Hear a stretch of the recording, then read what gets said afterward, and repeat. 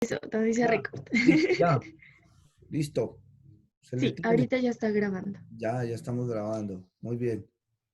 Bien, gracias. Muy amable. Bueno, entonces hablábamos sobre, sobre las guías y protocolos. Entonces nosotros nos reuníamos para hacer esas guías y protocolos en los cuales cada uno colocaba su conocimiento, su saber, eh, sobre cómo realizaba las informes periciales y eso se plasmó en esas guías. Ya les voy a mostrar dónde están las guías.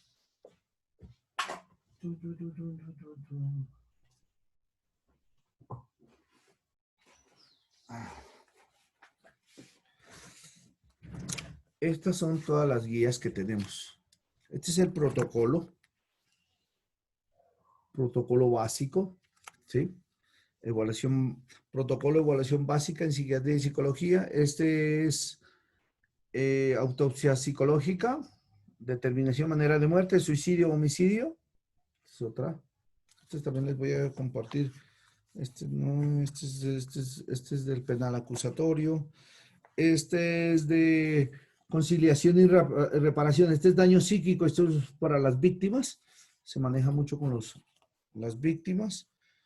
Bueno, este no lo he utilizado, pero este es estoy haciendo ahorita el diplomado en esto, que me parece genial. Todo lo que tiene que ver con la violencia, derechos humanos y la violencia sociopolítica y de género, lindísimo, precioso, pero no lo hemos utilizado acá. ¿Por qué? Porque no tenemos un grupo interdisciplinario, ¿sí? Algún ratico ya lo charlamos sobre eso. Este es de custodia patria potestad.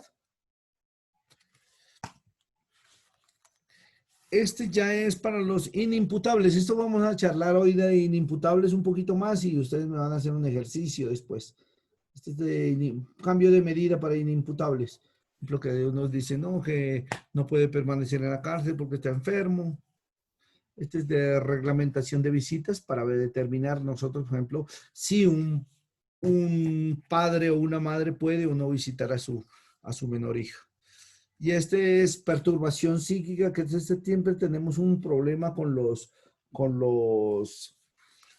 psiquiatras, no problemas, sino más bien que ellos dicen que nosotros no podemos hacer valoración de perturbación psíquica y nosotros le decimos que sí. Y nosotros sí hemos hecho de valoración, de perturbación. Que, ¿por qué? Porque ellos son médicos y los psiquiatras son médicos y tienen conocimiento sobre psicología, pero como nosotros no vamos a valorar el daño físico, sino el daño psíquico, entonces decimos que sí. Bueno, ahí entramos en una dicotomía, un pequeño. Esta es valoración de riesgo, que es lo último que se está haciendo y que hemos ganado espacio en medicina legal. Esta es valoración de riesgo en violencia contra la mujer. Ese es muy bonito, es lo último que se está haciendo y se está manejando prevención, porque antes, mire que nosotros solo estamos castigando, pero no hacíamos prevención y se está manejando a través de la prevención. Apenas una mujer es valorada por clínica, o sea, por los médicos, y mira que ella ha sido maltratada, inmediatamente la pasan a valoración de riesgo. Valoración de riesgo aplica una escala, se llama EDA. Esta escala, si da un eh, cierto número de ítems que cumpla, se maneja el riesgo alto, bajo, extremo, y frente a eso, directamente pasa a fiscalía y se toman determinaciones. Pero ¿qué pasa? Ahí hay un error muy grande en el cual yo creo que esa guía fue hecha por una trabajadora sexual, uy, qué pena, social, una trabajadora social, la cual es muy intelectual, muy pilosa, muy todo, pero se le olvidó algo. que quiso que la trabajadora social trabaje conjuntamente con psicología haciendo una entrevista, ¿sí? Y se quedan en la entrevista. Entonces, ¿qué pasó? Comenzaron a darse cuenta que la trabajadora social no estaba haciendo la labor que debería hacer, ¿sí? Entonces las empezaron a sacar a las trabajadoras sociales y solamente quedó psicólogo. Porque yo decía que era mal en el sentido de que tenían que proyectar este programa hacia indagar, ¿sí? Porque hay muchas mujeres que mienten y van y dicen, es que me pegó él y lo quieren inculpar para que lo meten a la cárcel. Y se pueden llegar a inventar y como van con moretones o golpes, lo que quiera, pero pueden cambiar de sujeto, ¿cierto? Puede ser que le pegó fue el papá y lo están culpando al esposo porque se peleó con él, ¿sí? Entonces no hay una investigación y tampoco hay la trabajadora social, para mí, era la que tendría que ir a un trabajo de campo en el cual certificar y ver cómo vive y qué está pasando para de ahí a tomar una determinación, porque se están judicializando a personas que realmente no llevan, no tienen culpa en estas situaciones, en estas demandas. Esta es la ley 30. ¿Ustedes saben de la ley 30? Sí, ¿no? La ley 30 es no la del estudiante. Siempre me confundían la ley 30 es la ley 30 de porte y consumo de estupefacientes. Esto también se lo hace. Esto por lo general, aquí es donde más de uno quiere pagar, ¿no? Más de uno quiere pagar porque lo cogen con porte de,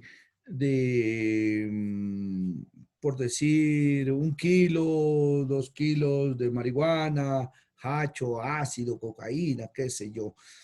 Y la única manera de salirse de allá es diciendo que es consumidor. Y además que tiene un brote psicótico, dice, ¿no? Entonces, la única manera. Entonces, nosotros hacemos la evaluación netamente de adicción. Si es adicto, pero, pero entonces no puede tener 1 kilo de, de marihuana, por decir, para consumo. Entonces, entonces ellos llegan y, por lo general, cuando es muchas cantidades, quieren pagar para que se diga que era un consumidor y toda esta cuenta y la única manera de sacarlos a ellos es diciendo que son consumidores o que tienen un brote psicótico. Pero ese es, van y pagan por esto y mucha plata. Y yo creo que de las cosas que tenemos que parar es eso, que no, de ahí viene la parte ética. Bueno, esta ya es netamente psiquiátrica, ¿no? La capacidad de comprensión y autodeterminarse.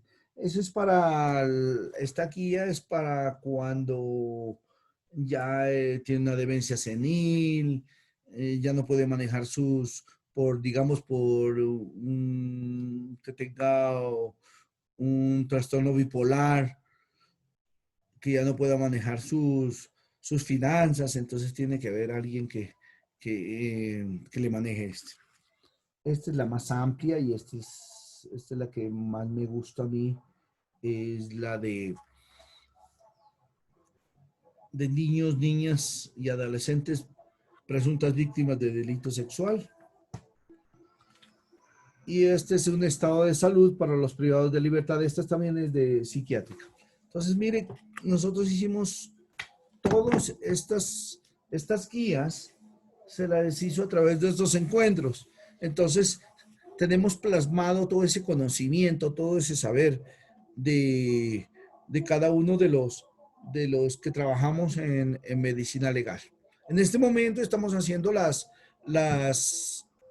los encuentros, los estamos haciendo a nivel virtual tratando de, como esas son hechas en el 2010, entonces para ver si, qué cambio les damos, que, por ejemplo, lo que tiene que ver con la JEP, que está ayudando mucho en toda esta situación de víctimas, tiene que cambiarse. Tenemos que hacer, yo creo que algo que nos hace falta ahí es lo de víctimas también, ¿no? Que se debería valorar el daño no, porque recuerden que los abogados ven por el daño moral y nosotros vemos por el daño psíquico. Ellos se confunden mucho con el daño moral y el daño psíquico. Ujú.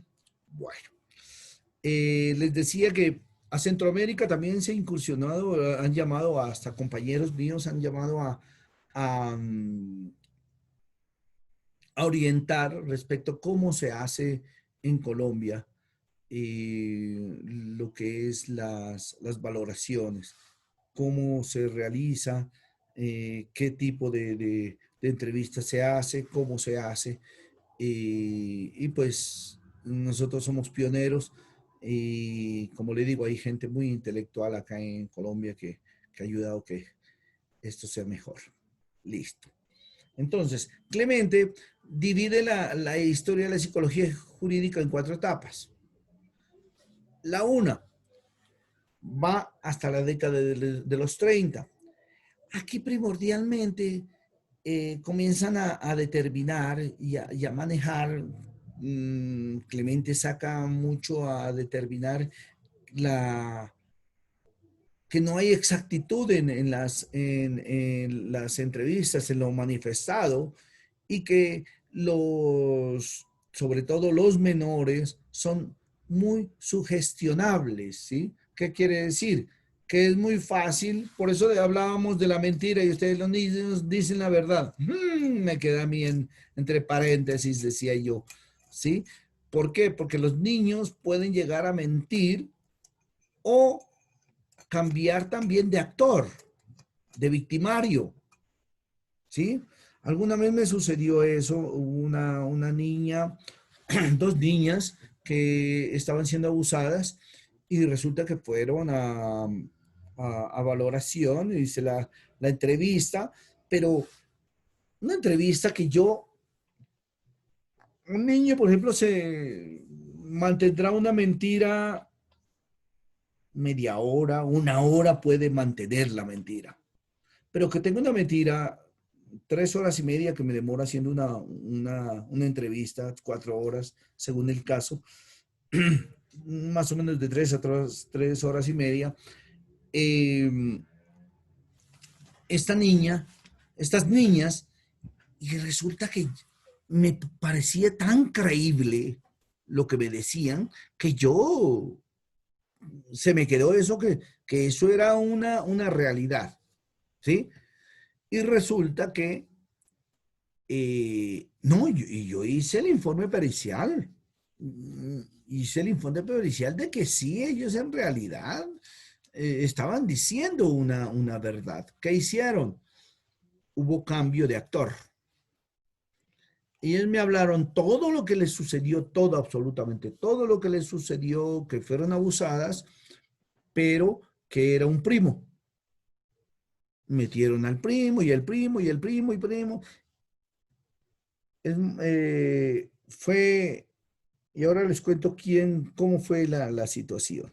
Y resulta que cuando nos fuimos a audiencia, y precisamente era en Túquerres, nos vamos a audiencia y allá había una fiscal muy pilosa, y comenzó a presionarla, fue a la mamá. Antes de que yo entrara a audiencia, le tocó a la mamá de las menores y la comenzó a presionar, a presionar, a presionar. Cuando llegó en el momento llegó y se desató en llanto y todo ese cuento y dijo, sí, lo que pasa es que a mí me quedaron mal porque me dijeron que no lo iban a meter a la cárcel, que si yo pagaba los 15 millones. ¿Cómo así? ¿Quién? Entonces comienza a escudriñar la fiscal y se da cuenta que un agente de policía judicial le había cobrado 15 millones para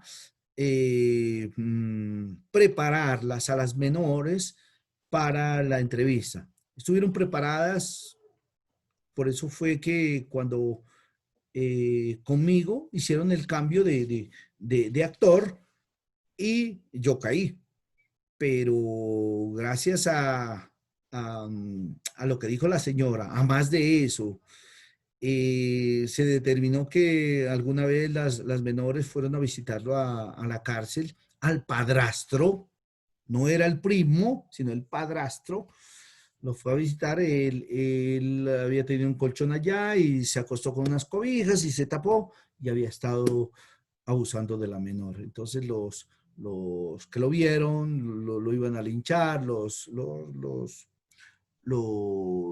que estaban en la cárcel, privados de la libertad, lo vieron y lo iban a linchar y de esta manera se determinó una segunda demanda que, que conllevó a que él en este momento estaba pagando ya una condena.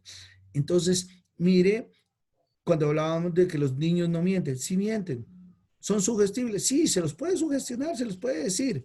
Tanto así, hay sugestiones y quiero que me hagan un trabajo ustedes. Vamos a ir a Classroom. No sé cómo van a entrar a Classroom, pero no sé, vamos a en Classroom, vamos a subirlo a Classroom.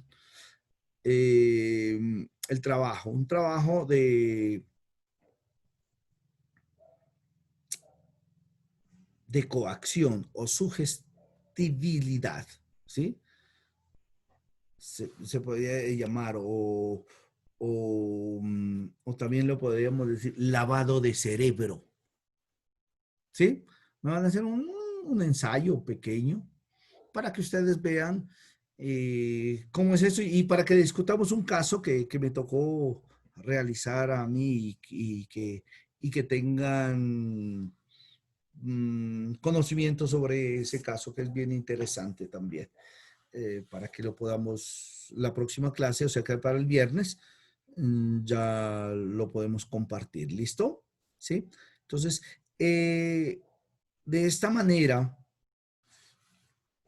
hace que no hay credibilidad en los menores. Por ejemplo, alguna vez hicieron un, a un grupo de niños, como alrededor de 80, de los cuales fueron donde el médico y, y el médico les hizo la valoración del cuerpo y todo esto, de cómo estaban, y a cada uno le preguntaron qué le hicieron y comenzaron a cambiarle la versión y los niños se quedaron con la versión errónea, ¿sí? Algunos le cambiaron la versión y a usted lo tocó y empezaron a hacerle preguntas respecto a si hubo tocamiento, si hubo frotamiento, que si él le tocó sus genitales y todo eso. Y comienzan los niños a cambiar su versión y de ahí la dificultad que tenían para darle credibilidad a los menores. Y en este tiempo prácticamente a los menores no se les creía. Ahora se dice, y ustedes han escuchado, cuando un niño le diga que está siendo abusado, créale. Sí, créale, pero también póngalo en duda. ¿Sí?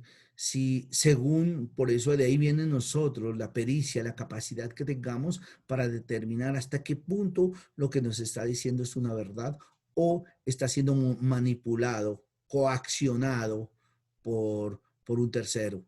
¿Sí? Mm, eh, de ahí van a hacer un trabajo para dentro de 8 días. Trabajo no, solamente un escrito pequeño. No me interesa qué cantidades lo haga, sino más bien para que lean un poquito se le llama alienación parental. ¿Listo? Entonces tenemos dos tareitas ahí. Voy a ir anotando porque yo después...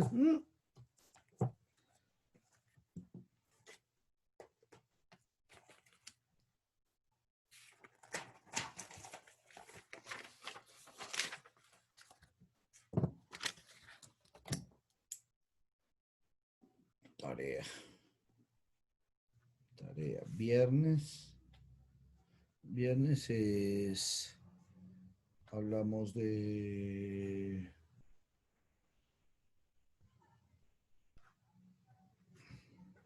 lavado de cerebro, ¿no? Es un lavado de cerebro, persuasión coercitiva también se le llama, ¿no? Lavado de cerebro o persuasión coercitiva. Viernes. Y el miércoles, alienación parental. Ya para que nos vamos metiendo en el cuento este, para que vamos, como les digo, a mí me gusta ir, no siempre voy de la misma manera, sino mecánica, sino más bien tratando de ver otras perspectivas, otras cosas. A medida que me voy entusiasmando y me voy motivando, les voy a ir cambiando las tareas y la participación. Vamos a ir viendo. Entonces, de esta manera, a los niños sí se los puede cambiar de versión, ¿sí? Y hay muchas madres, sobre todo cuando se separan y el daño más grande que quieren hacerle al padre es que no vea a su hijo o a su hija y le inventan cantidad de cosas y le meten en la cabeza al menor y el menor va con un discurso que realmente no es no es eh, el que, el que él haya vivido. Realmente son cosas que son manejadas por las madres. Ese es la, el manejo que se le hace. De ahí que la sugestibilidad tiene mucho que ver en los menores más que en los adultos. En los adultos, pues bueno, el que viene a mentir, pues viene a mentir y uno ya sabe que viene a mentir. Por eso, a ver, quiero que se metan esto en la cabeza. Y eso sí se lo voy a repetir, repetir. Yo le digo a mi hijo, a mis hijos cuando estudiaban, les digo, y eso es lo que yo hacía en la universidad. Cuando el profesor le diga que esto es importante, yo colocaba en rojo o subrayaba importante. ¿Por qué? Porque eso es lo que le van a preguntar a uno. Cuando dice, esto es muy, muy importante. Pero el otro día hablaba con mi hijo y me dice, pero papá, si la profesora que yo tengo, para ella todo es importante, dice, esto es bien importante, esto es bien importante. Me tocó colocarle todo importante porque no había solamente una sino muchas. No, cuando yo les diga importante, o sepan conocer al profesor. Al profesor hay que conocerlo y saber qué es lo que él hace énfasis, en qué más quiere que ustedes aprendan, qué es lo que él cree que es lo mejor, eso es otra cosa, ¿no? Nosotros creemos que lo que, según la experiencia que tengamos, vamos a darle el énfasis o mayor fuerza en lo que nosotros creemos que deben aprender. Entonces, esto es bien importante cuando ustedes ya estén con el paciente, no es, ese no es paciente, es usuario, un usuario. Cuando estén su usuario es la diferencia que hay. Lo primero que hacen cuando una menor se siente al frente o el que esté ahí adelante, usted mírelo a los ojos, ¿sí? Y en su mente va a decir, no te creo. Convénceme de lo que la demanda que está haciendo, la denuncia que está haciendo, es una verdad, ¿sí? Cuando usted hace esto, esta no es una hipótesis, sino una negación prácticamente frente a lo que le van a decir, no te creo, no te creo.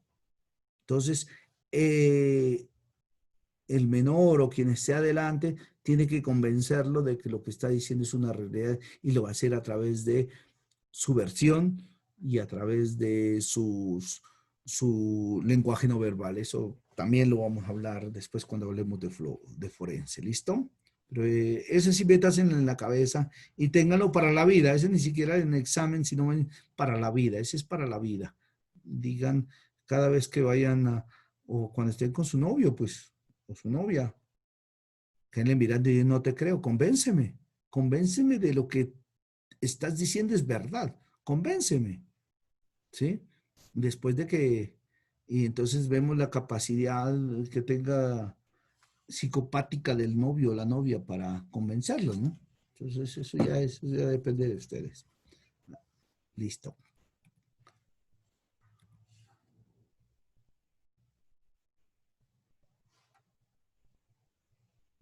Bueno, la segunda parte que podemos hablar es de los años 30 a los 40. Más o menos es en este tiempo estuvo la guerra. Eso fue, la Segunda Guerra Mundial fue bastante dura y difícil porque ahí se quemaron mucho conocimiento, mucho saber, pero que en realidad, pues, yo digo, hicimos un retroceso, una involución, en vez de evolucionar, involucionamos. Pero ¿qué sucede en Inglaterra? Inglaterra es chévere. Inglaterra ellos tienen cuando hablemos del código penal, hablan del código penal, ellos no tienen un código penal establecido, estructurado como lo tenemos acá. El nuestro es excelente, es lindísimo, precioso, pero no lo ponemos en práctica. Allá no tienen ese, ese código penal, sino que según el caso, por ejemplo, si alguien robó una cuantía X, por ejemplo, algo de 200.000 pesos, por decir algo, y otro robó otra cosa que costaba lo mismo, llegan y tiene la misma pena. Acá en Colombia se basan en el código penal y empiezan a darle vueltas. Ya unos le dan la cárcel, a otros le dan casa por cárcel y otros quedan por fuera. ¿Por qué? Porque acá se lo lleva según un contexto, según la vida social, según, bueno, eso le meten legulilladas que realmente hacen que no se haga, no se tome una determinación a todos con el mismo brasero, dice, sino más bien es según el abogado, según tantas cosas. Yo digo que el anglosajón es mucho mejor y es mucho más creíble dentro de las penas que hay, y eso es lo que deberíamos hacer. Si ya abusó de una menor de edad, pues se va y listo. Y no que este abuso, bueno, en abuso no se ve tanto, en abuso siempre, aunque hay algunos que le hacen unas, digamos que mmm, en abuso no hay rebaja de pena por nada. Así confiese o no confiese, no hay rebaja de pena. Pero en homicidio sí confiesa de que ha realizado un homicidio o un robo también, hay rebaja de pena. Eso es más para no colapsar lo que es las investigaciones. Hay muchas, entonces le evitan que el Estado se desgaste realizando averiguaciones, sino más bien entonces le dicen que el que se acoge a una pena nos está evitando una cantidad de desgaste para la justicia. Bueno. Eh, Aquí vemos que ya en Inglaterra comienzan a ver que hay otras ciencias que se apoya el derecho, ¿sí? Y tanto es así que la química, las matemáticas, la biología, estaba dentro de esto. Y ahí podemos determinar cómo nos ayuda las otras ciencias, cómo hemos ayudado, hemos colaborado para que el derecho tenga eh, una mayor eh, asertividad, se podría decir, que sea más asertivo en las determinaciones frente a una sentencia, sea condenatoria o absolutoria. Eh, Mire, si ustedes recuerdan o ustedes saben, antes de que se conociera la parte, por eso yo digo los químicos, los biólogos, nos ayudaron mucho en ese sentido con el descubrimiento todo del ADN. El ADN, recuerden que es una prueba que se está haciendo a partir ya de los años 50, más o menos, antes de los 50, en donde... Primero debes desbloquear tu iPhone. Perdón. Eh, mmm, la prueba de ADN, en la cual, mire que cuántos que estaban, supuestamente eran culpables, estaban en la cárcel. Y con el descubrimiento del ADN se determinó que más de uno le hacían la prueba de ADN y decían, no, lo que pasa es que el hijo es de él y él abusó de la niña tal día, tal hora, todo esto, y lo llevaban a la cárcel. Y después con la prueba de ADN se determinó que en realidad no era esta persona. Entonces, mire cómo la biología comienza a ayudar al derecho a que tome una mejor determinación. Ya en la década de los 50, 60, ya llegan y comienzan a hablar de que hay la psicología jurídica podía llegar, sobre todo esto en Canadá, Estados Unidos, Europa, en Europa, sobre todo en Alemania, comienzan a ver de que la psicología jurídica tiene que ser parte de esto, pero estaba iniciando en el 60. Después ya viene en los 70, en este sentido, ya como les decía, ya en medicina legal, los primeros espacios que hubo de psicología jurídica, ya comienzan a entrar en los estrados judiciales y toda esta situación. Tenemos que hablar en qué momento nosotros no teníamos lo que es el Código de Procedimiento Penal, no estaba en este tiempo reglamentado acá en Colombia. Ahora que hablemos del Código Penal, eh, vamos a determinar a partir de cuándo nosotros comenzamos ya a incursionar en, en lo que tiene que ver con como testigos forenses. Antes no lo realizábamos en Colombia, eso lo hacían en Estados Unidos y en Europa, donde asistían a audiencias de juicio oral y se determinaba hasta qué punto, cómo se los podía ayudar a tomar una determinación a los jueces. Ya en Colombia vemos que ya hay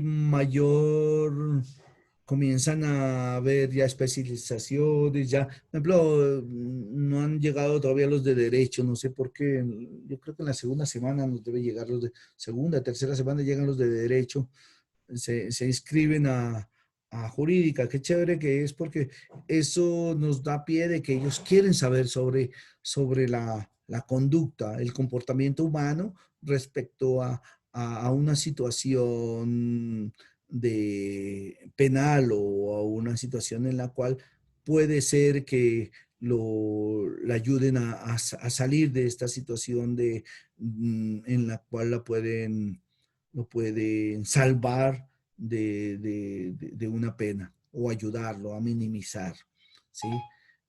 Lo siento. Se No te abre... escuché bien. Ay, Dios mío. ¿Dónde lo pongo? Qué pena. Bueno, la primera especialización en la Santoto, le dicen la Santo Tomás, en el 98, después en la Católica, después viene en Barranquilla, Medellín, ya del 2007, la psicología jurídica del Colegio Colombiano de Psicólogos y de la unidad profesional. Es chévere, ellos, ahí hay muy buenos profesionales en el Colegio Colombiano de Psicólogos que a usted lo pueden certificar a través como psicólogo jurídico, también lo pueden certificar. Si usted llega, dice, yo he hecho unos 5 informes periciales, he hecho 2 de refutación y 3 de condenatorio, más o menos así. Y he asistido a tantas audiencias de juicio oral, le hacen un examen y ya usted queda como certificado del Colegio Colombiano de Psicólogos como psicólogo jurídico también, ¿no? Es a través de la experiencia. Después ya viene la maestría en el 2008 de la Santo Tomás y dicen hoy en casi todas las facultades de psicología imparten esta materia. Yo les decía que inicié en el CESMA, después seguí en la de Nariño, luego en la Mariana, eh, por primera vez que se dio acá en Nariño, que que pude compartir lo que es la psicología jurídica. O sea que nosotros estamos bien, pues la Universidad de Nariño la ha tomado muy, muy en serio esto y me parece genial.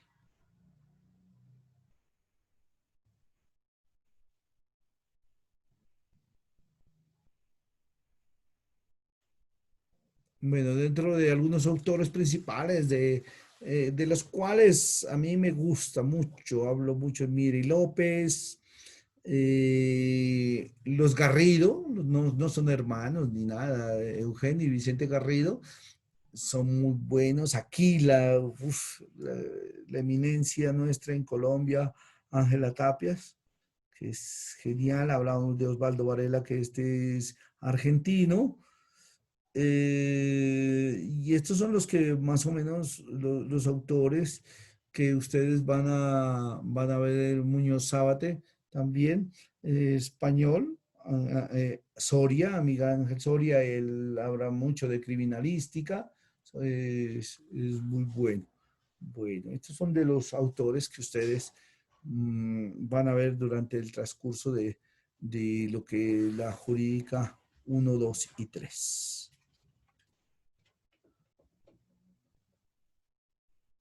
Y eso es todo de jurídica. Entonces vamos a hablar ahora. Yo les decía, ¿alguna pregunta, algo que tengan que decirte ahí? Nada. Bueno, vamos a incursionar. A ver, ¿cómo hago?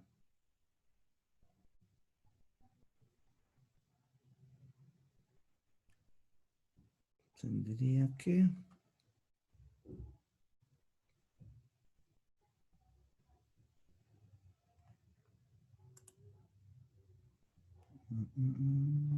Perdón un segundo, a ver. Voy a ver si puedo.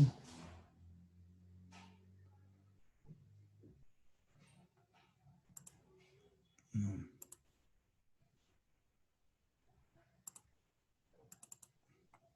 Bueno, vamos a meternos en este cuento.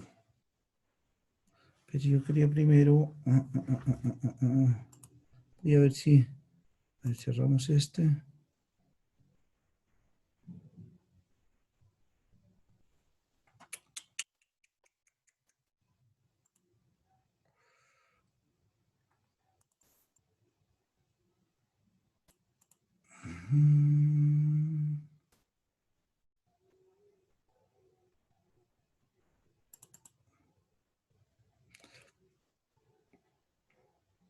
Ahí estoy, ¿están mirando? ¿Estoy compartiendo con ustedes? Sí, profe. Listo. Bueno, Vamos a ver, vamos a incursionar, vamos a meternos en lo que es el derecho penal, ¿cierto? El derecho penal general y el derecho procesal penal, ¿sí?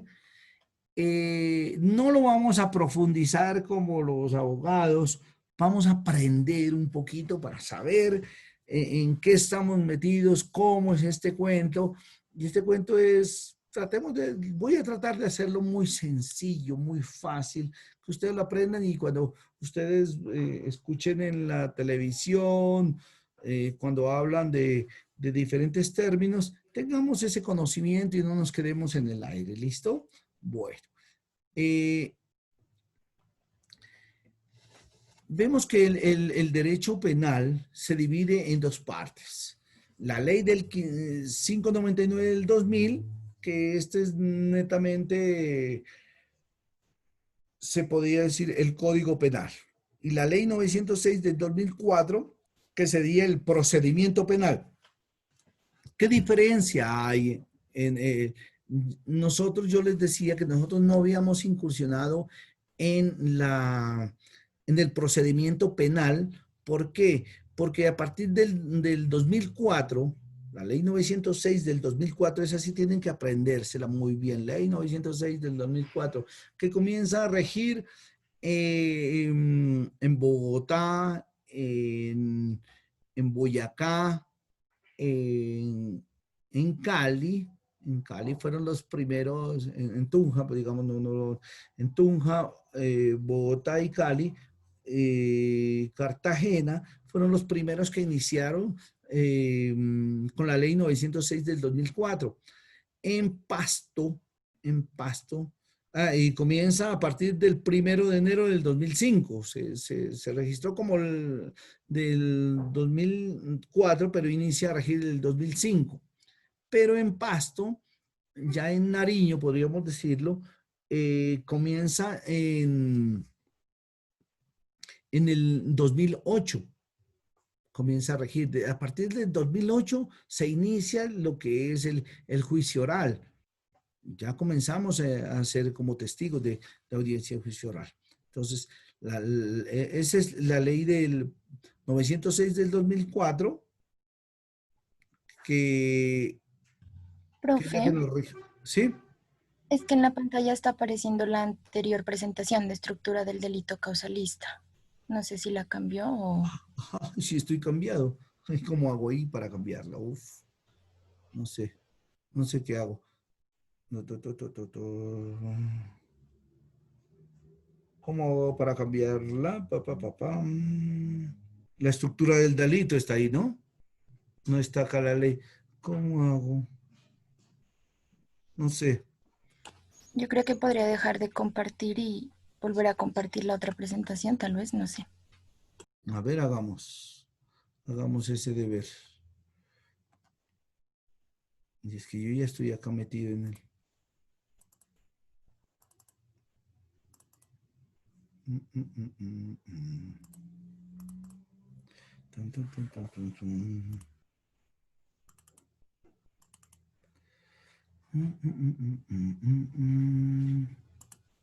Es que yo estoy aquí, supuestamente estoy compartiendo.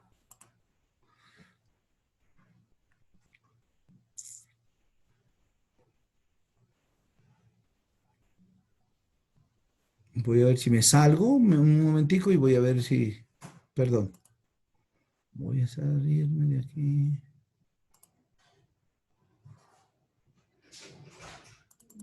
Ahí, ya. Sí, profe. Ah, bueno, qué pena, qué pena. No lo vuelvo a hacer. No, sí, qué rico que me digan, porque lo contrario, yo me emociono y... Entonces hablábamos de ley 599 del 2000, que es el Código Penal, y el ley 906 del procedimiento penal, ¿sí? El derecho penal se divide en derecho penal general, derecho penal especial, ¿cierto?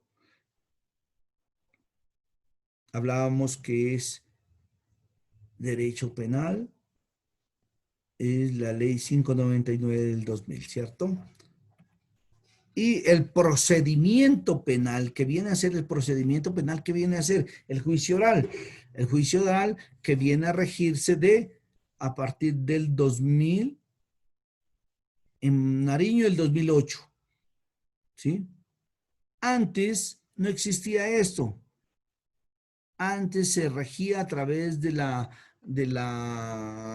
ley 600. La ley 600, ¿qué diferencia había entre el procedimiento penal y la ley 600? La ley 600, netamente, acuérdense ustedes, no, ustedes no se van a acordar sobre eso. Antes era netamente, se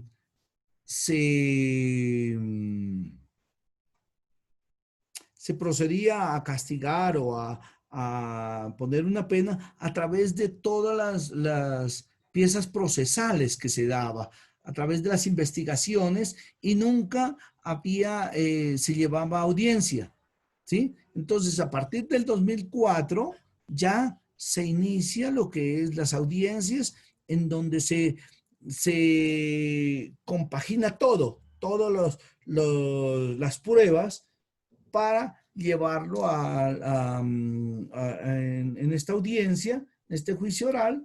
Se puede determinar hasta qué punto es culpable o no es culpable, netamente de eso. Antes se demoraba mucho leyendo cantidades de pruebas, y llegaba el juez y tomaba la determinación, pero no se sabía por qué le había tomado esa determinación, sino más bien eh,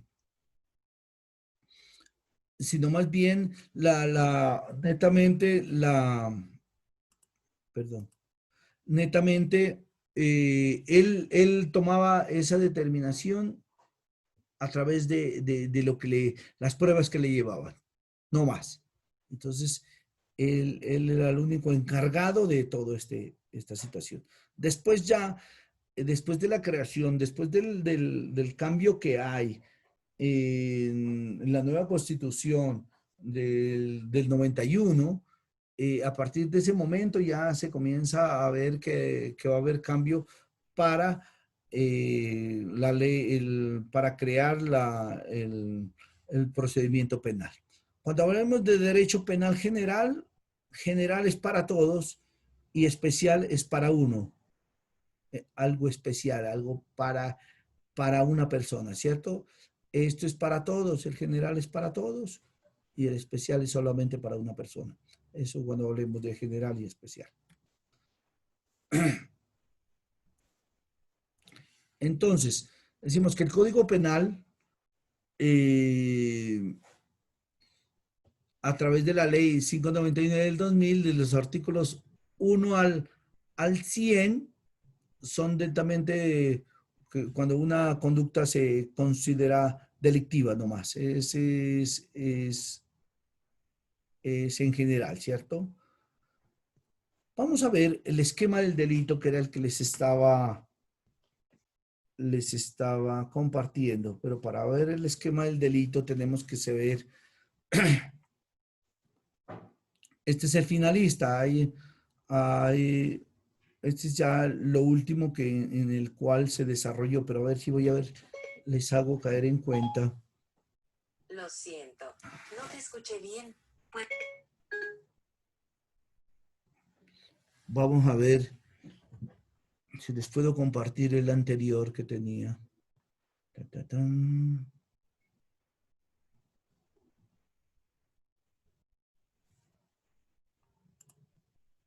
¿Están viendo este? ¿Sí? La estructura del delito, causalista y Estamos finalista. mirando ¿Sí? el finalista, el esquema del delito, el finalista. Solamente, ¿no estamos viendo el causalista finalista? No, No, bueno, voy a ver cómo hago aquí.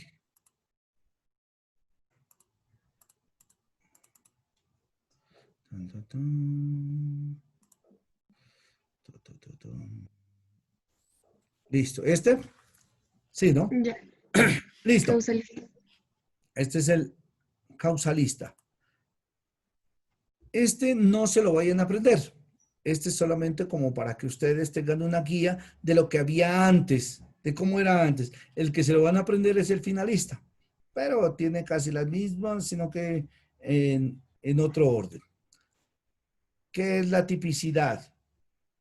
La tipicidad, cuando a usted le hablan de tipicidad, es aquello por lo cual quien tipifica es el fiscal. ¿Qué quiere decir? Le pone un nombre a ese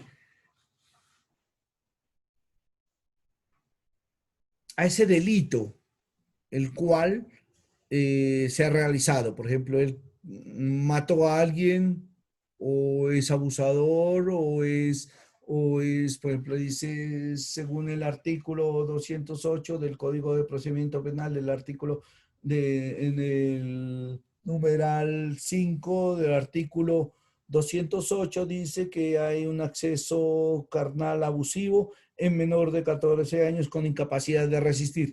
Ese nosotros no lo colocamos, así que ni siquiera se lo aprendan, porque ese no lo colocamos nosotros, lo colocan netamente, es el fiscal. El fiscal es el que se va a encargar de la tipicidad.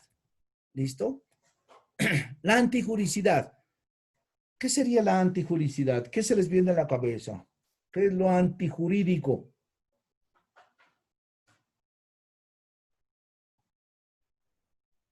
No, no se les viene nada a la cabeza. ¿Qué es lo antijurídico? Lo que está fuera de la ley, ¿cierto? Lo que está en contra de la ley, ¿sí? Por ejemplo, ahí tenemos, si vamos al Código Penal, dice la dignidad. Eso es lo primero que se castiga es la dignidad, porque según, ¿se acuerdan? ¿Ustedes leyeron a Kant? ¿No leyeron a Kant? ¿Sí o no? No leyeron a Kant. En la metafísica de Kant habla que la dignidad no tiene precio, ¿sí? A ustedes le pueden pagar lo que sea por algo que le hicieron a usted, como un agravio que tuvieron hacia usted, pero la dignidad no tiene precio. Eso es lo que dice Kant, y nosotros lo sacamos a colación en el ¿qué es? En el protocolo. Decíamos nosotros, hablábamos sobre eso, que la dignidad no tiene precio, definitivamente.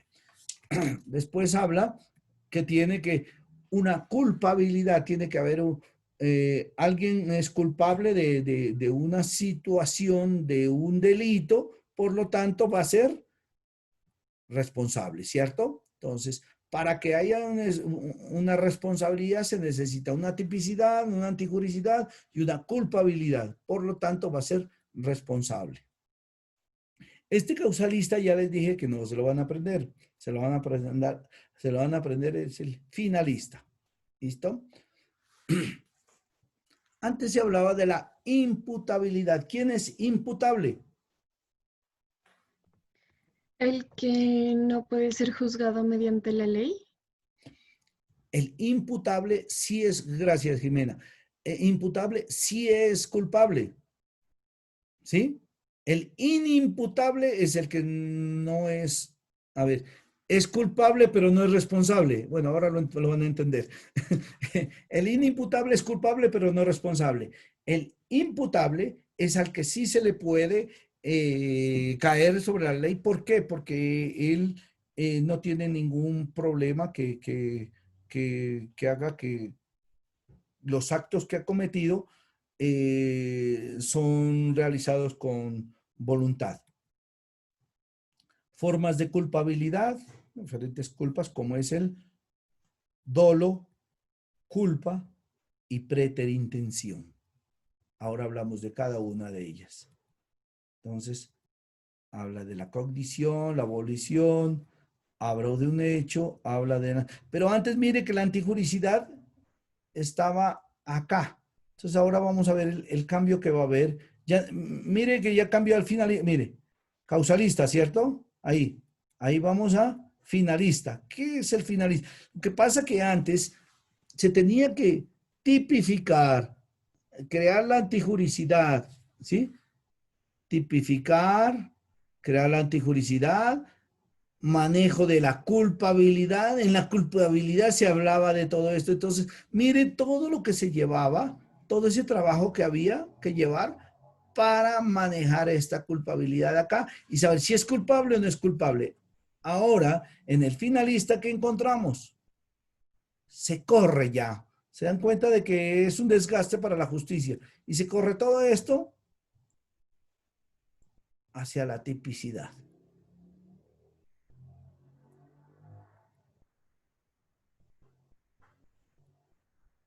Y tiene un cambio muy grande. ¿Listo? Entonces, aquí, ¿qué vemos?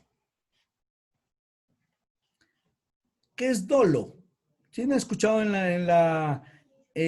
un delito catalogado con dolo, culpa o preterintención? ¿Cuándo es dolo?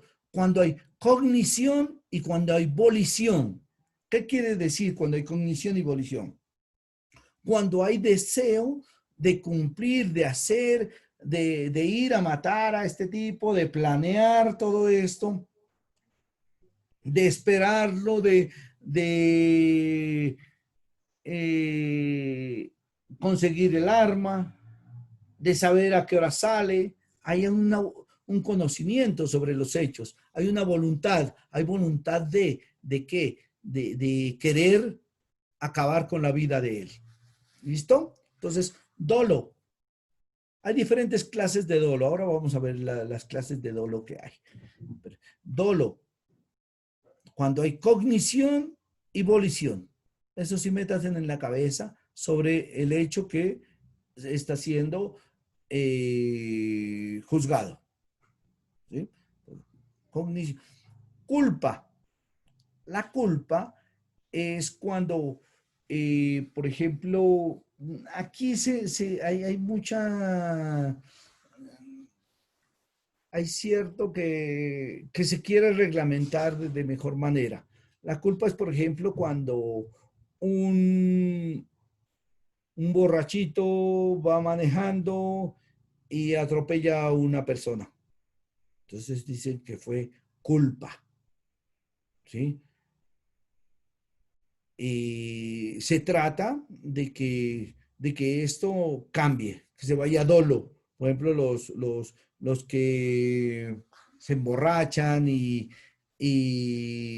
atropellan a alguien, dicen, él tiene conocimiento y tiene un saber de que si toma y maneja, puede llegar a matar a alguien, ¿cierto? Sin embargo, es tratado como con culpa. Y si, por ejemplo, hubo un incidente en donde un muchacho estudiante iba borracho en su, en su carro y atropelló a dos estudiantes y los mató. Sin embargo, me decían, ¿y por qué él está libre? ¿Por qué él sigue estudiando? Entonces a él le dieron, porque era por primera vez, le dieron casa por cárcel y que podía estudiar. Entonces ese es el manejo de la culpa. La culpa no necesariamente va si es primera vez, también tiene mucho que ver, no lo llevan a la cárcel, sino más bien a institución carcelaria, sino más bien que lo pueden dejar en la casa por cárcel. La preterintención. La preterintención es aquella que, por ejemplo, con los estudiantes de Jurídica 1 les digo, bueno, nos vamos a ir de casa. Vamos a irnos de casa y a cada uno lleva su arma para matar las torcasas, qué sé yo. Y cuando llega alguien por ahí, puede ser Carla, que tiene buena vista, digo, miró allá dijo, ve, allá hay una torcaza, y le disparó, y resulta que era un señor que tenía de gorro una, una paloma, qué sé yo, de gorro y lo mató. Entonces, ella quería matarlo. No, ella quería matar era la torcaza, ¿cierto? O en otro caso, por ejemplo, lo que sucedió en Bogotá, un muchacho que le estaba robando el bolso a una señora, estaban en la estación de Transmilenio, y la señora se agarró del bolso a no soltarlo y él que jalaba se arrancó la tira esta del bolso y la señora salió hacia la calle y pasó el Transmilenio y la atropelló. Entonces a él lo llevaban, ¿por qué lo tenían que llevar a la cárcel? ¿Por cuál de los delitos? ¿O por Por los dos hurto, delitos? Por, hurto, por hurto, ¿cierto? Por homicidio. no por homicidio. No, no es cierto porque él no pretendía matarla. En ningún momento pretendía matarla. Él quería robarle, por lo tanto va por hurto. O yo no sé si ustedes vieron algún video que enviaron en WhatsApp hace rato ya, donde unos muchachos van a echarle piedra a un establecimiento y, unos- y empiezan a echarle piedra y de pronto se echa la piedra a él y se atraviesa hacia el otro que estaba lanzando otra piedra y le pega y pues eso causa risa en ese momento, pues no sé qué le pasó, se murió el tipo, no se murió, pero él no en ningún momento quería pegarle la piedra al muchacho, sino más bien al establecimiento. Entonces, esa es la preterintención. Ya sabemos que es cuando ya nos hablen en, en las noticias, ya sabemos cuando es dolo, culpa y preterintención, ¿cierto? Dolo, cuando hay Profe, cognición y evolución, ¿sí?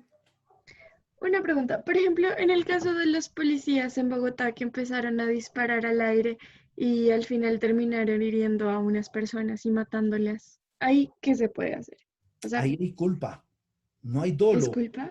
porque el dolo sí sería que dije, bueno, primero, porque va directamente al implicado, por decir, voy a matarlo a este, Ellos querían, ¿qué querían hacer los policías? Que se Dispersa la gente, creo. entreguen, dispersar a la gente, ¿cierto? En ningún momento dijeron vamos a matar o vamos a acabar a alguien. Diferente a lo que le sucedió al compañero de ustedes, un compañerito de acá de la universidad, en donde él hasta ahora no ha denunciado y eso me da rabia y yo lo asesoré para que haga la denuncia, en donde un policía le, le pegó con una bala de estas de caucho en el ojo y le hizo perder el ojo. ¿Sí supieron eso, no? Entonces él tiene miedo de denunciar. Pues lógico, porque dice los policías me van a coger, por revoltoso puede decir. No, pero él tiene que ver, en ese caso sí hay dolo, ¿no? Hay dolo. La culpa es decir que no es directamente yo quiero hacerte este daño, sino que es fruto de una causalidad. ¿Ya? Bueno. Profe, Sí, de pronto, por favor, podría dar otro ejemplo de culpa. listo. Ahorita pasamos y vemos acá para que tenga más claro. ¿Listo? La culpa, Vale, ya, no hay ya. problema. ¿Quién es imputable? Imputable es aquel que tiene, el que se lo puede condenar, ya es imputable. Aquí determinamos. ¿Quién sería imputable entonces según lo que acabamos de hablar acá? ¿Quién es imputable El entonces? que comete el dolo. Exacto. El que tiene cognición y volición respecto a un hecho. sabe lo que va a suceder y tiene ganas de hacerlo, más o menos. Cognición y evolución. Entonces, ese es imputable. Qué bueno, ya aprendimos rapidito. Sí, eso no es. Cuando hay la culpabilidad, cuando hay conocimiento del hecho de la parte antijurídica, que es el que va en contra de los derechos o el bien tutelado, ¿no? Bien jurídico tutelado. En este caso, por ejemplo, es la dignidad, la vida, la honra, todo esto es la parte que no debe ser abolida cuando hay un conocimiento, ¿cierto? La exigibilidad de otra conducta, por ejemplo, que a usted, a cualquiera de ustedes, puede ser que mm, lo lleven, lo secuestren y en este secuestro le dicen y que usted tenga un hijo, por decir algo, o una hija. Entonces le dicen, si no matas a tal persona, matamos a tu hija. Entonces le toca, ¿sí? Bajo la exigibilidad de otra conducta, le toca hacer por salvar a su hija. O vaya, ponga esta bomba, o vaya esto, si no lo matamos. Si no matamos a su familia o lo que sea, o ya las tenemos listas. Entonces, esa es la exigibilidad de otra conducta. Entonces, para resumir, tenemos que decir que la tipicidad, ¿quién la hace la tipicidad? ¿Quién tipifica la conducta? El fiscal. El fiscal. Él es el que le pone el nombre al delito. ¿Qué es lo antijurídico? Lo que está Lo fuera que- de la ley. ¿Lo que qué? Continúa. Lo que está, Una. lo que está fuera de la ley. Fuera de la ley, ¿cierto? La culpa, ¿cierto? Es alguien que tenga conocimiento sobre, que se lo pueda culpabilizar de algo porque hay conocimiento y voluntad y por lo tanto es responsable. Entonces, cuando yo les pregunte a quién se lo puede responsabilizar de un delito, aquel que tenga tipicidad, antijuricidad y culpabilidad. Aprendimos, mire, tan rápido. Entonces, hablemos de la inimputabilidad, ¿cierto?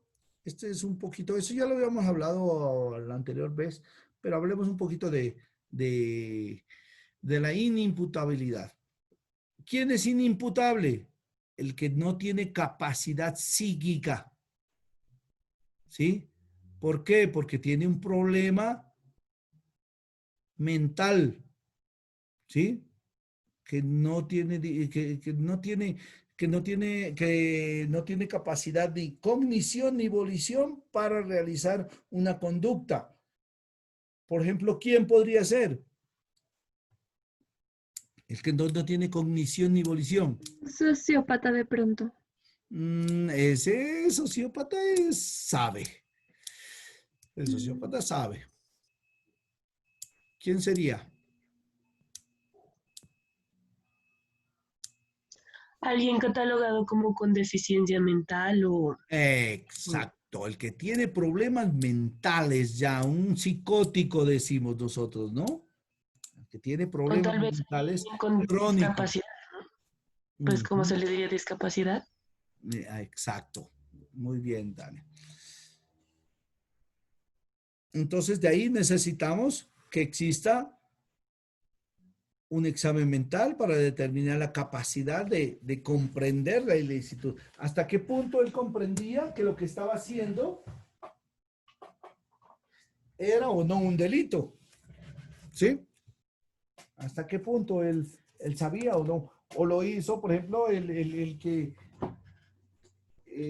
un paciente esquizofrénico, ¿cierto? Que ellos no tienen conocimiento el por qué lo hacen, sino que más bien matan a su mamá o matan y no tienen con afecto plano para nada, ¿no? No hay capacidad de comprensión, no hay capacidad de autodeterminación.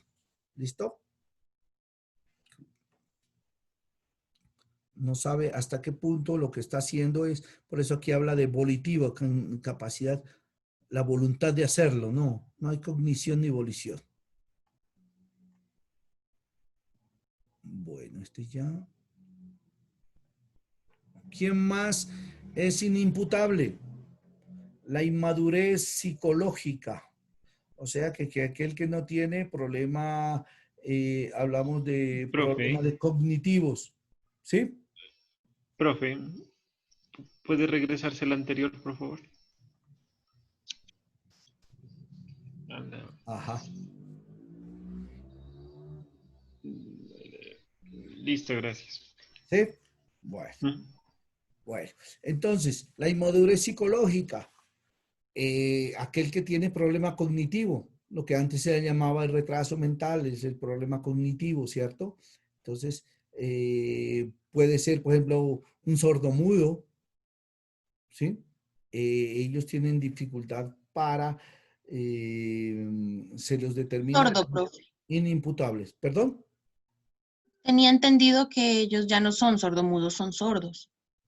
Se les llama en la parte penal, se le dice sordo mudo, pero puede ser, lo que usted tiene toda la razón, puede ser sordo nomás porque dice el sordo no puede hablar, dice, ¿no? Eso es normal, pero en la parte penal se les llama así, pero en nosotros ya lo podemos decir netamente sordo.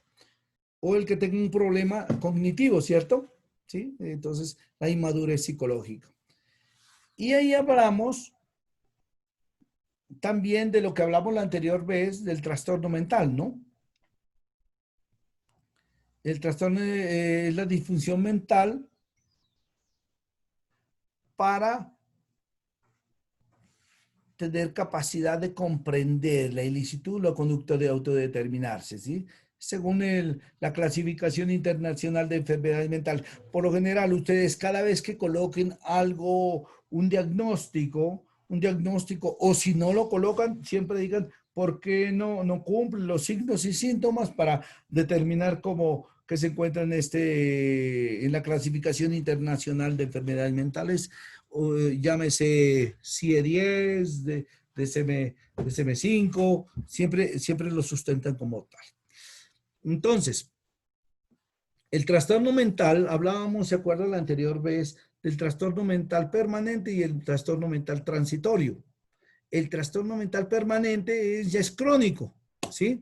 Ya es una enfermedad de, digamos que si es una esquizofrenia. ¿La esquizofrenia a partir de qué edad se puede determinar como esquizofrenia?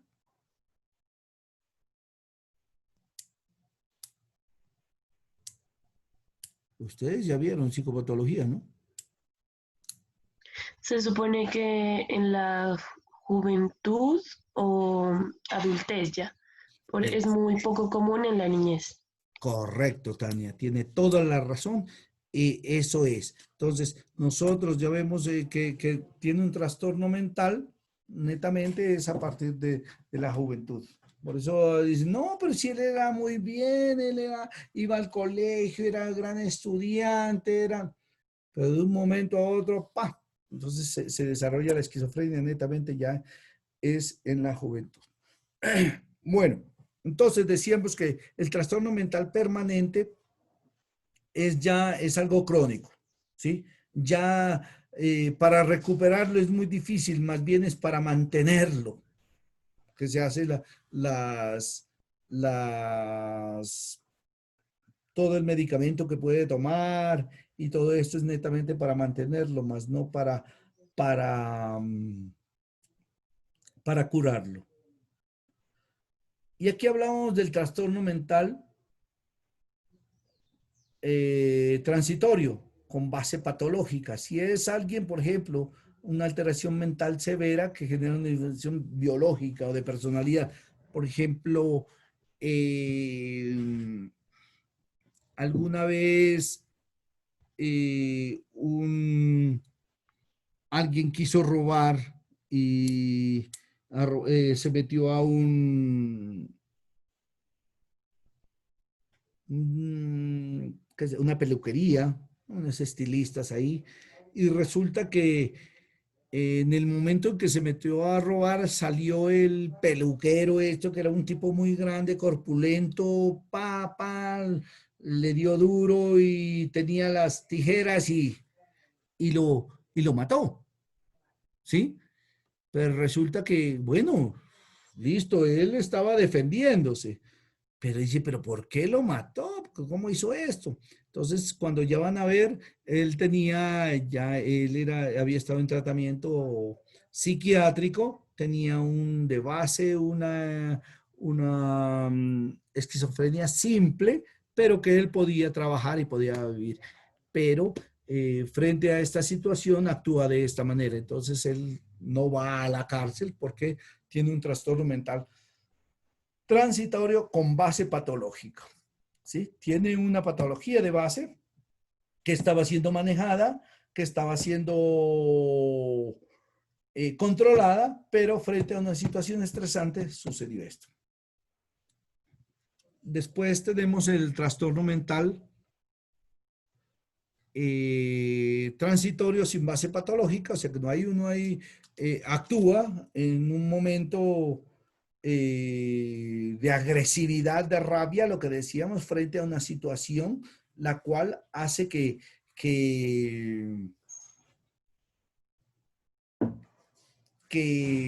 pueda matar a alguien, lo que decíamos, por ejemplo, encontrarse en donde a su novia, su mujer, esté teniendo relaciones sexuales con su mejor amigo y usted llega, los encuentra y lo que hace, lo primero que encuentra, se lo lanza y le pega en la cabeza y lo mata, ¿sí?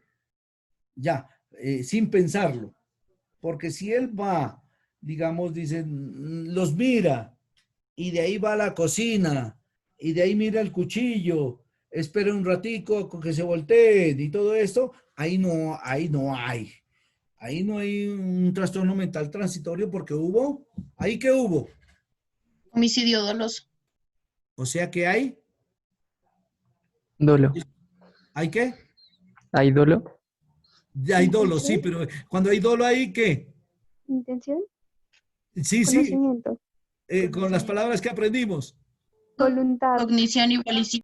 Muy bien. Ay, son ustedes definitivamente unos duros. Cognición y volición.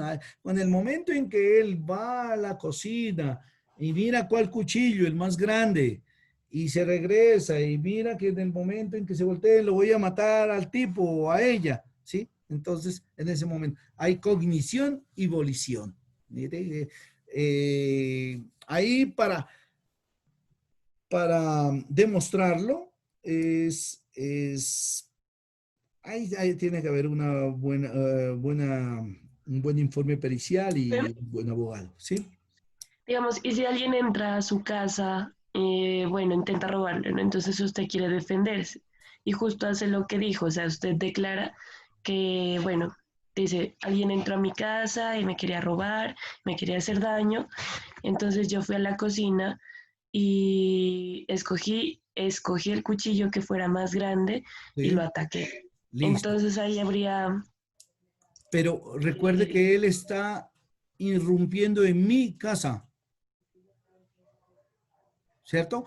Antes había una ley en la cual usted donde llegara a matar a alguien que se irrumpa a robarle, era castigado a usted y todavía está en velo eso, que entran a su casa y usted no les puede hacer nada, que porque lo contrario usted se va a la cárcel.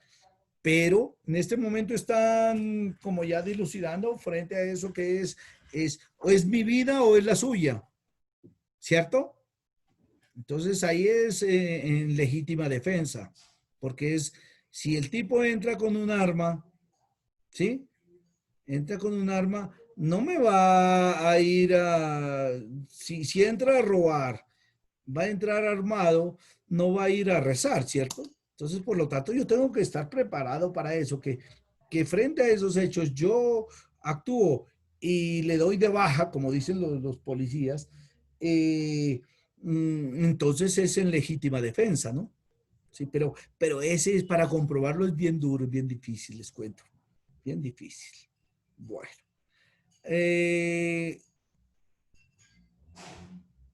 Digamos que un indio agua viene a Pasto, ya lleva como unos 10 días y se consiguió una novia de 13 años, tuvo relaciones sexuales con ella. ¿Qué pasaría con ese indio agua?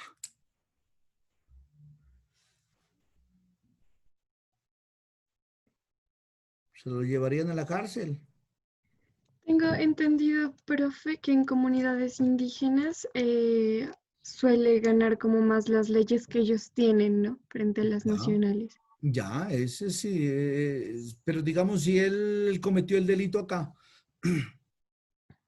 por eso le digo, Mm, está acá, ¿cierto? Está acá, sale a Pasto, está unos días y se consiguió una noviecita de 13 años y tuvo sexo con ella. Recordándoles antes que es todo delito, es delito de abuso sexual si usted tiene sexo con una menor de 14 años.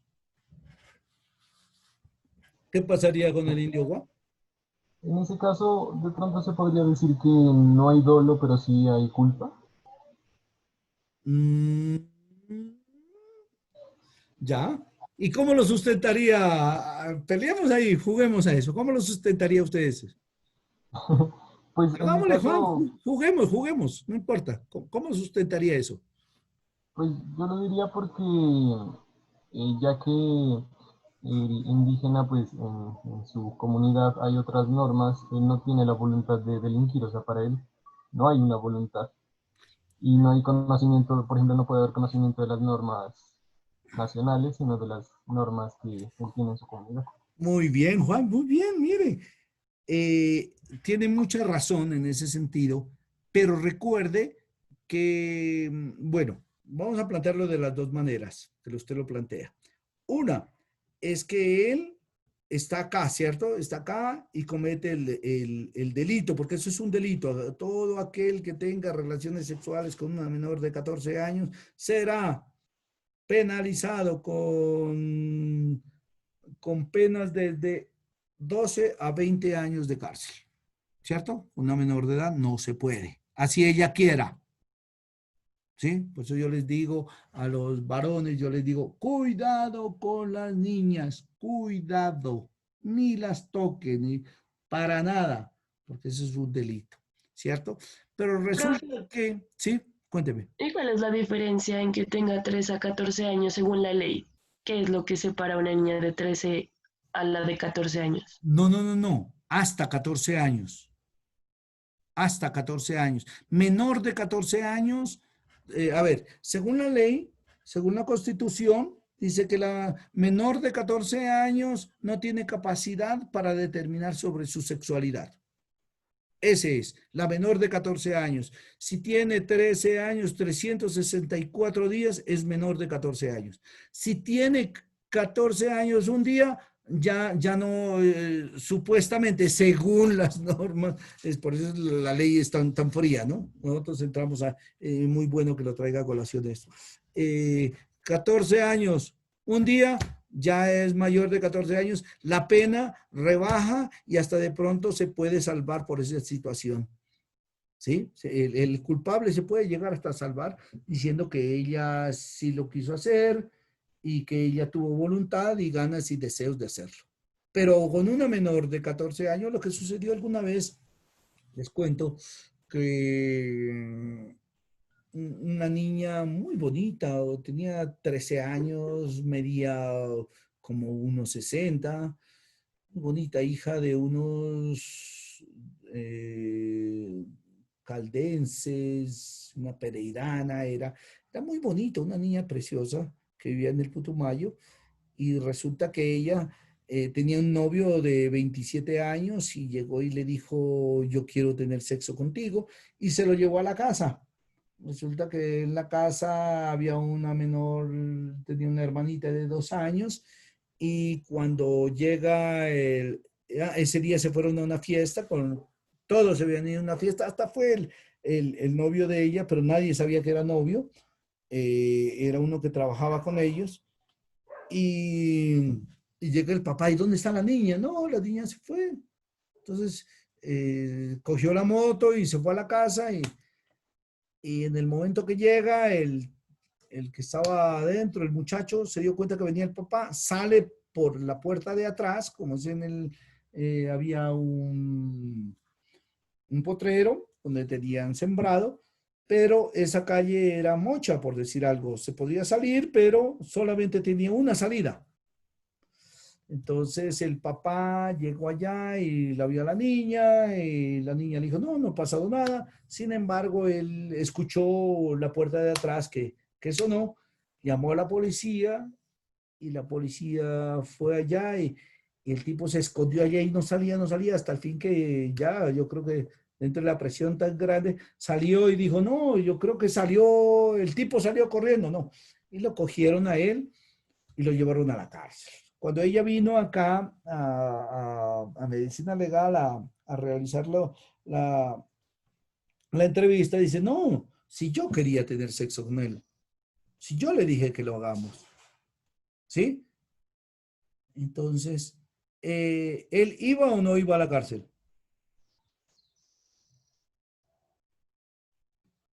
Pues si dice que es tan fría la ley, sí iba a la cárcel. Claro, netamente, Tania tiene toda la razón. Se va a la cárcel. ¿Por qué? Así ella le haya dicho que ella quería tener sexo con él. Ella no tenía capacidad mental, según la Constitución. Dice que no tiene capacidad para decidir respecto a su sexualidad antes de los 14 años. Por lo tanto, ahí es como yo les digo cuando nos vamos a juicio, eso es como una pelea de los abogados defensores, es como una pelea de tigre con burro amarrado, le digo yo. No hay nada ahí que hacer. Ahí sí hay una pelea realmente que a veces pagan los indiciados, pagan para que no los pongan como culpables, pero realmente eso es muy difícil ahí que puedan ganarla, ¿no? Muy difícil. Acá en la parte de la diversidad sociocultural, hablábamos de que en realidad el Indo-Agua, allá ellos tienen otras normas y otras leyes, lo que hablaba Jimena también, en cuanto a que para ellos mayor de edad lo determinan a partir de los 12 años. Por lo tanto, la diversidad sociocultural ahí lo salva a él y no se va a la cárcel, ¿cierto? Entonces es una manera de que salga avante frente a esta situación. Y otra cosa es que cuando decía Juan ¿no? Juan decía sobre que él no tiene conocimiento sobre las normas y leyes. Recuerda que la ignorancia respecto a una ley no exime la culpa. El hecho de que no tengamos conocimiento sobre una ley, una norma en otro país o lo que sea, no nos exime la culpa. Ya es culpa nuestra de no saberlo, ¿cierto? ¿Sí? Bueno. Claro. Profe, ahí me surgió una duda. Sí. O sea, para que exista dolo deben haber las dos características, o sea, debe haber Cognición y conocimiento. volición, sí. Tiene que Si haber. no hay una de ellas, no se No. considera dolo. Tiene que estar las dos, Juan. Muy bien. Excelente. Muy bien. Ah, vale. O sea, sí sería correcto decir que no hay dolo en el caso del Indio Agua. No, exacto. Sí, exacto. Ujú. Él no va a la cárcel. Él no va sencillamente, ¿por qué? Porque él si se llega a comprobar, es que hay que comprobarlo cuánto tiempo estuvo en la ciudad o qué tipo de capacidad tiene él para saber sobre las normas y leyes, pero si estuvo unos 10 días, él no va a ir a la cárcel porque realmente él todavía dentro de su cultura mayor, tiene su novia, mayor de edad, son 12 años, entonces no hay delito, para él no había delito, él ahí no le cabe. Por eso es dentro de los inimputables están la diversidad sociocultural o de estados similares. Otra, la discapacidad psíquica o mental. También los menores de edad también no son inimputables. ¿Listo? Bueno, esto hablábamos de la tipicidad. Esto es lo que es la tipicidad, ¿cierto? Esto es lo que hablábamos de que es darle el nombre, codificarla, es decir, contiene la estructura de una conducta prohibida. Entonces, esta es la conducta prohibida y la tipicidad, ¿cierto? ¿Quién da la tipicidad? ¿Quién determina la tipicidad? El fiscal. Ah, muy bien, eso sin miedo, tranquilo. Y si se equivoca aquí, no hay ningún problema, acuérdense. No hay problema, equivóquese las veces que quiera aquí. Recuerde que nos podemos equivocar aquí, no afuera. Afuera nos cobran. Aquí las veces que quieran, no tengan miedo. Yo sé que hay un poquito de miedo a veces a participar, más de uno de haber querido participar o decir, ay, mire lo que pasó en tal parte, yo quisiera hablarlo. Y es por miedo a hablar. Yo creo que aquí hablemos y digamos y aquí equivoquémonos las veces que queramos. ¿Ya? Bueno, entonces decíamos que ese es el tipo penal, ¿cierto? La tipicidad es el nombre que se le da a una conducta, ¿sí?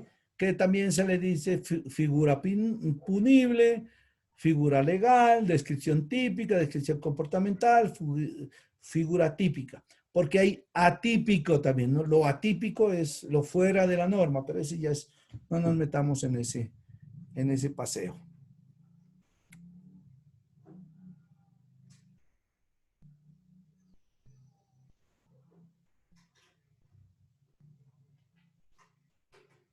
La conducta es dolosa, ya lo habíamos hablado, sino que cuando la gente conoce el hecho punible y quiere su realización.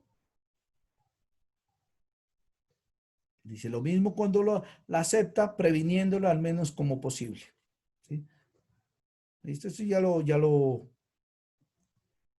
lo hablamos. Si es el caso, ustedes pueden irse al Código Penal. En el Código Penal está ahí, en el artículo 36. Ahí está. No hay. Esto ya lo hablamos, ya yo creo que solamente es como para que tengan. La conducta es dolosa cuando la gente conoce los hechos constitutivos de la infracción penal y quiere su realización. Dolo. Las modalidades de dolo, ¿no? Dolo de primer grado, de segundo grado, o dice dolo directo de primer grado, dolo directo de segundo grado y dolo eventual. Esto lo vamos a hablar ahorita, son fáciles, son muy fáciles. Con un ejemplo lo vamos a hacer. Dolo directo de primer grado, dolo directo. Cuando la gente conoce los hechos constitutivos de la infracción penal y quiere su cognición y volición. No hay nada más que hacer. Yo les hice un resumen prácticamente ya. El dolo directo de primer grado. Cuando el resultante de la voluntad que indice sobre el fin propuesto, es decir, sobre el objetivo de la acción, el resultado producido es el autor que quería realizar. Es cuando, aquí viene un ejemplo. Vamos a hacer del de primer grado.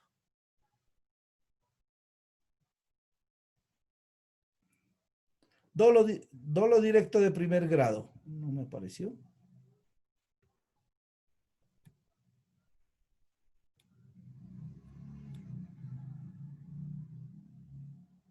Bueno, el de primer grado, cuando A quiere matar a B. Ese es de primer grado, ¿cierto? A quiere matar a B. Dolo directo de segundo grado, cuando de la utilización voluntaria de determinados medios de acción elegidos para producción de fin, se desprende la segura producción de otros resultados delictivos, que aunque la gente no los buscó, los acepta.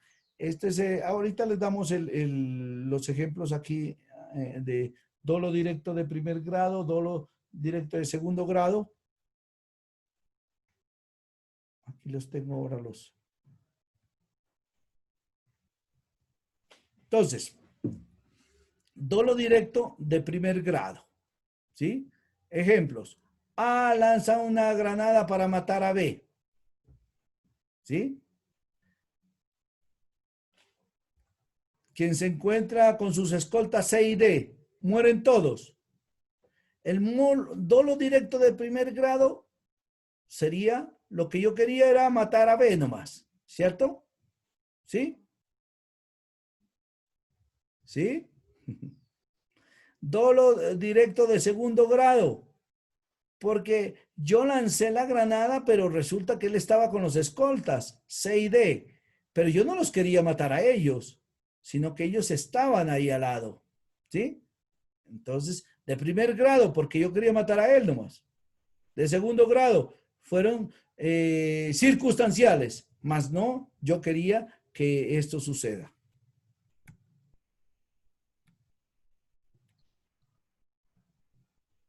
Dolo eventual, ¿sí?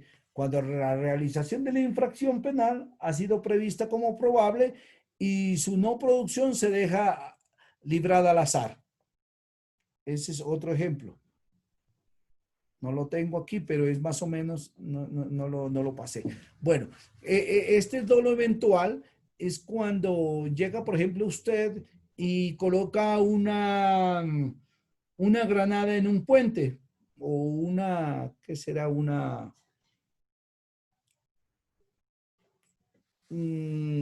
explosivo en un puente. Quiere matar a A, ¿cierto? Quiere matar a B, pero resulta que B también viene con los escoltas C y D, pero también estaba la gente que transitaba por ese lugar. Entonces está dolo directo que mató a B, dolo directo de segundo grado, que eran los C y D, y el dolo eventual, que serían todos los transeúntes, todos los que estaban alrededor cerca de este puente. ¿Listo? Profe, ¿Sí? dentro de estas tres modalidades de dolo, ¿hay alguna o sea, todas tienen premeditación, pero podría decirse que en el eventual no hay premeditación para la gente o para CID, por decir? En ningún momento en ningún momento él pensó o vio, él no quería matarlos a los transeúntes. Voy a matar también a los transeúntes. Sí, eso es eventual. Eso fue fruto de los hechos, pero más no. Pero eso también tiene una pena de todas maneras, ¿no? El hecho de que sea eventual, porque él de todas maneras sabía de la capacidad que tiene esta bomba o este artefacto que le iba a colocar en el puente, por lo tanto, también suma como dolo eventual, ¿no? También castigado. Ahí no, es que no, el hecho de que no sea directo no quiere decir que no vaya a ser castigado, porque de todas maneras él tenía que prever, si es el caso, de que no sucedan estos hechos, que vengan a matar a otras personas que no tenían nada que ver dentro de lo que él estaba pretendiendo matar, a quien pretendía matar. ¿Listo? Profe, Eso, chicos, cuénteme. una pregunta. Entonces, ¿cuál sería la diferencia entre el dolo eventual y la culpa? Si los dos son de carácter accidental. A ver, recuerde que el dolo eventual es fruto de una situación en la cual se quería matar a alguien. En la culpa no se quería matar a nadie. Ahí no se quería matar, sino que es fruto de un accidente, fruto de algo que no estaba premeditado. Acá sí estaba premeditado, por eso por eso hay dolo, ¿sí? Porque él no prevé, sino más bien no me importa si sucede o no sucede. En la culpa, prácticamente él no dice voy a matar a alguien, no va a matar a alguien. Él en ningún momento se programó para matar a alguien.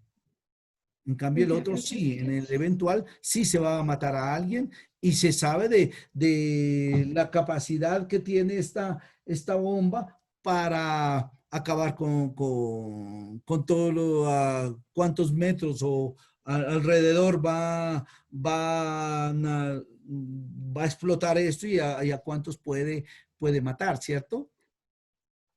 Listo. Ah, bueno. Eso, chicos, entonces ya Profe, aprendimos. otra cosita. A ver, cuénteme. ¿Será que por favor nos podría repetir sobre qué hay que hacer para el escrito de alienación parental? Y es que A no se ver, me perdió un para poquito ahí. para el viernes que quedamos. El de lavado de cerebro, creo. Sí, exacto. O sea, hay que hacer un pequeño escrito sobre eso. ¿Tiene que tener Sobre- algunas normas o algo específico? No, para nada, para nada. Las mejores normas, lo que usted escriba nomás, ¿sí? Y de pronto lo compartimos y charlamos sobre eso, ¿sí? Ese se llama la persuasión coercitiva, ¿no? Ok. Persuasión coercitiva. Y para el miércoles, lo de alienación Alienación parental. parental.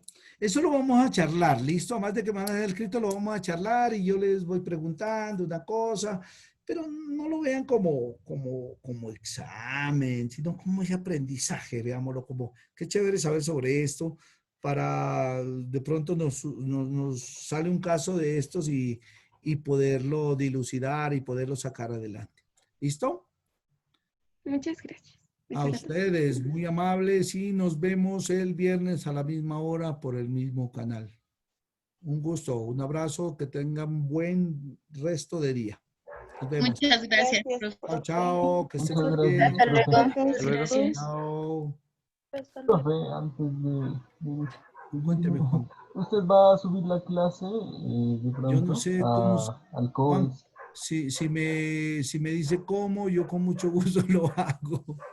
Yo- Ah, vale. después Ya, yo averiguo cómo compartirles, ¿vale? sí, de pronto algunos profes lo que están haciendo es subir la clase a YouTube como video privado Ajá. y comparten el link por medio del Listo. COES o del grupo. Voy a averiguar. Yo he estado averiguando, mire que voy, lastimosamente, como ustedes ya llevan y los profesores anteriores ya tuvieron esta modalidad. Para mí, como yo solamente veo el B, a mí no me dieron orientación sobre esto, estoy aprendiendo y estamos en esas, pero bueno, voy a ver cómo hago. ¿Le parece? Vale, profe. Listo, Listo, Juan. muchas Gracias. gracias. Que esté muy Hasta bien. luego, profe. Chao, chao. Dios, chao.